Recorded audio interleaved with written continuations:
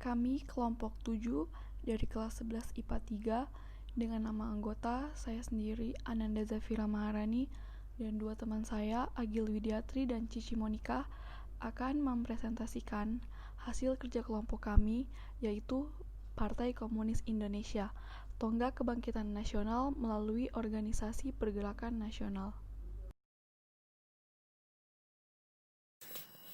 Partai Komunis Indonesia. Partai Komunis Indonesia atau biasa disebut PKI adalah sebuah partai politik di Indonesia yang telah bubar. PKI adalah partai komunis non-penguasa terbesar di dunia setelah Uni Soviet dan Tiongkok, yang pada akhirnya dihancurkan pada tahun 1965 dan dinyatakan sebagai partai terlarang pada tahun berikutnya.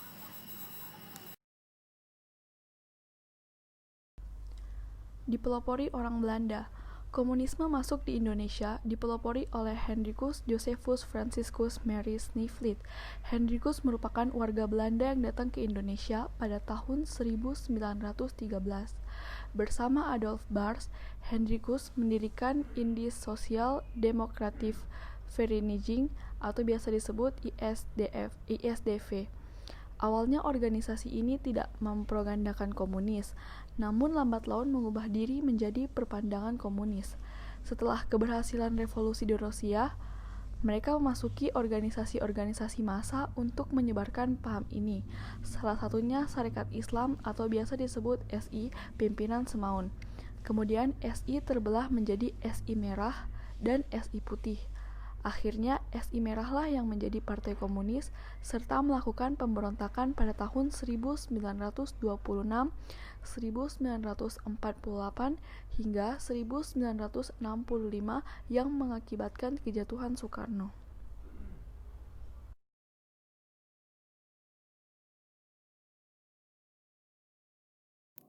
Faktor pendorong keberhasilan ISDV.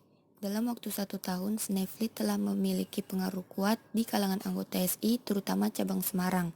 Beberapa faktor pendorong keberhasilan infiltrasi ISDV ke dalam tubuh SI sebagai berikut. Yang pertama, Sentral Serkat Islam atau CSI sebagai badan koordinasi pusat Serkat Islam masih lemah kekuasaannya. Tiap-tiap cabang Serkat Islam bertindak sendiri-sendiri secara bebas.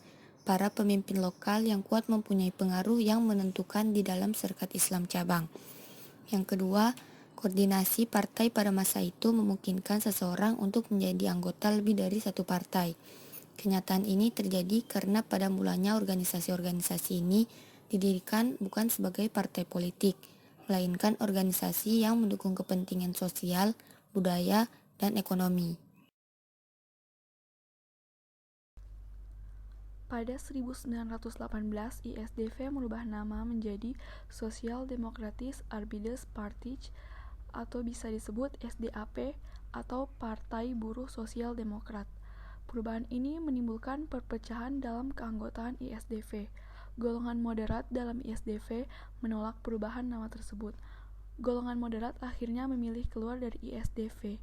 Golongan moderat kemudian membentuk perkumpulan baru bernama Indische Sociaal Democratische Partij atau bisa disebut ISPD.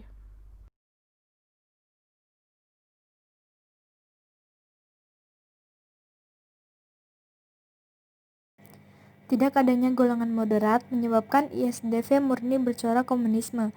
SDAP kemudian berubah nama menjadi Partai Komunis Hindia pada kongres yang berlangsung bulan Mei 1920.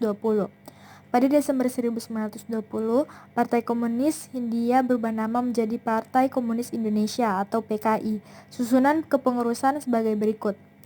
Ketua Semaun, Wakil Ketua Darsono, Sekretaris Bergesma, Bendahara H.W. Dekker, anggota pengurus Adolf Bars, Sugono, dan Tan Malaka.